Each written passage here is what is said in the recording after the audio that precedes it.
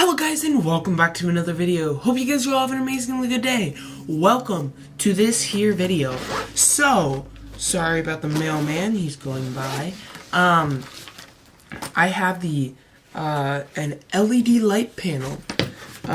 So, you know what comes in it? It's pretty much just like the call this number card thing. Couple manuals. It is a LimoStudio LED Light panel, I forgot to tell you that. And it comes with a couple diffusers without getting into the main part.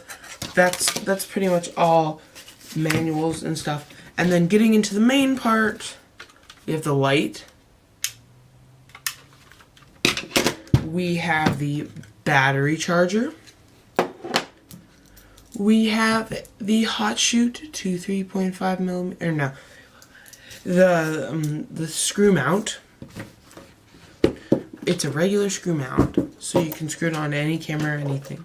So let's go over the filters. So here's one of them already in the light. So this is just a regular diffused filter. So as you see, you can kind of see through it, but you can't see. It diffuses it so it's not as harsh on your subjects. Then you have this to make it look like tungsten. Then you have a minus green filter. And then you have just a regular blue filter. And this one, if you guys have looked at my B-roll, I really like this for B-roll. Yes, it doesn't output as much light as anything else, but it can get really bright, as you see here, but it's not as much as any of the other ones. So going over what is on this light, first of all, too, you have a battery status right there. 4 bars means I am full. Oh yeah, and then you have your battery, Sony MPFs, and then you can power them with AA's, but it uses a lot of AA's. I would not suggest that. So mine is in really good condition. No bulb is broken. There is a dim bulb though. Let me see if I can find it. In the B-roll, you can see it. It's a little bit dimmer than the other ones. It's a little bit. It's not as bright as the other ones, but it's pretty easy to put the filters in and everything. Just wanted to tell you guys that. But not many of the bulbs are not very bright. So then going over, they're pretty thin. You know, if you could travel with these, the diffused one. This does not really. It doesn't let as much light out, but see how bright it is compared to the blue was. Now taking off this filter, it's not going to be much brighter, as you see. So, I'll just bright. Then adding in the minus green, it's not going to look much different, other than it's going to have a purplish hue, but it's so bright you guys can't even see that. So, you know, it's because some of them have a magenta or a green tinge to it, so that's why they have the plus and minus green. So this is like the tungsten one at full brightness, and then this is it where like you'd probably use it if you were doing a YouTube video or something. So putting it above where I would have it on my camera, you know, it doesn't look bad, I'll tell you that. But I prefer daylight because first of all it's easy to do white balance on and everything, but it's also like you don't have to be fighting against the lights out there. So, and then here is the blue one. You know, this is definitely a good B-roll or good back one that you can put behind you and have a little bit of flare or something. Like, boom, that looks cool. Or like, that kind of looks cool just right behind you. Or maybe making it a little bit brighter. Maybe max brightness. I don't know, whatever you guys want to do.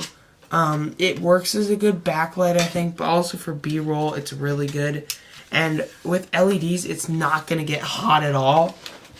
And the bulbs will, not for a while go out. So yeah, so let's put this on the camera. And then you can screw it. If I can get it on top, I will show you how to use it. But yeah, you can screw it like this on top. And you have the ball mount, so you can tighten it down and boom, you have your camera, and you can like be taking photos. So yeah, it works pretty well. So other than that, I don't have any complaints. So let's go into a circumstance. So say you have a shot, and light's coming in from one side, and you're going to use this LED light. Now we're going to work it up to max brightness first, and then we're going to take it back down to lower brightness, and then we're going to work it slowly up to max brightness. So as you move up to max brightness, you see it can get really, really, really bright.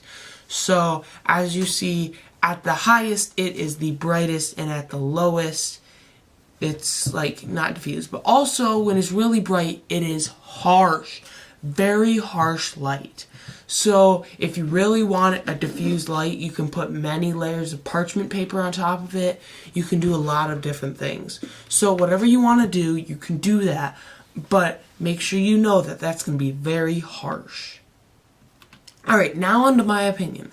In my opinion, this light, for about 30 bucks I got it for, I think it was 35, it's a really good light. It's like one of my favorite lights I have. I do have the LimoStudio umbrella lights, and they work good. They're just a pain in the butt to set up.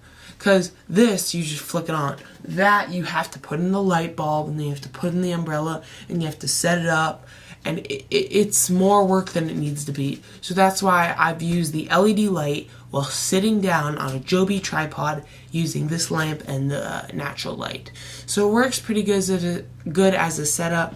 And so literally I have this on top of the Joby tripod, but since I just did a camera strap review and I wanted to show you how to, I wanted to show you how to put that on, I took it off and I'm using the Power Shot. So this is a pretty awesome camera, I just gotta say that. So yeah, thank you so much for, I just gotta say, this is an awesome LED, not camera. It is a fine camera. Thank you so much for watching this episode. Don't forget to like, subscribe, help this channel grow. See you guys later. Goodbye.